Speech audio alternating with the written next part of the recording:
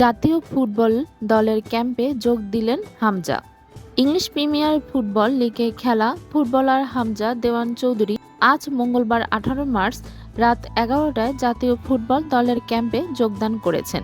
Team হোটেলে তাকে স্বাগতম জানান বাফুফে সভাপতি তাবিত আউয়াল। এ সময় জাতীয় দলের প্রধান কোচ হ্যাভিয়ের কাবেরেরা সহ ফেডারেশন আরও অনেক কর্মকর্তা উপস্থিত ছিলেন।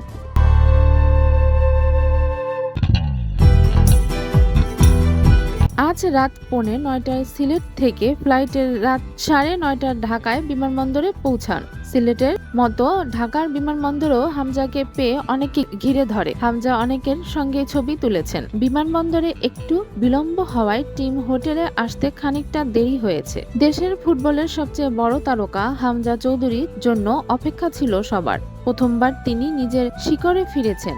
বাংলাদেশের ফুটবলারের পরিচয়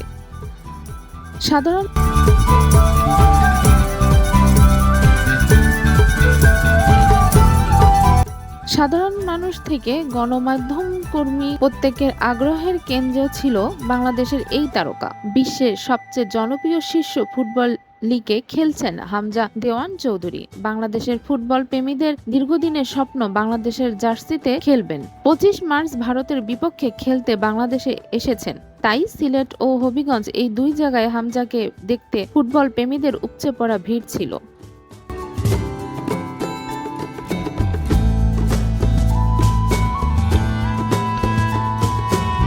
এত মানুষের জমায়েতে বেশ উপভোগ করছিলেন হামজা চৌধুরী বাংলাদেশের কত নম্বর জার্সি পরে খেলবেন এ নিয়ে ফুটবল অঙ্গনে চলছে আলোচনা। আজ হামজার বাড়িতে সাংবাদিকরা সরাসরি তাকে এ নিয়ে প্রশ্ন করলে উত্তরে তিনি বলেন 8 নম্বর। হামজা মিডফিল্ড ও রক্ষণ দুই পজিশনেই খেলতে পারেন। বাংলাদেশের দলে কোন পজিশনে খেলবেন সেটাও জানিয়েছেন, মিডফিল্ড পছন্দ করি।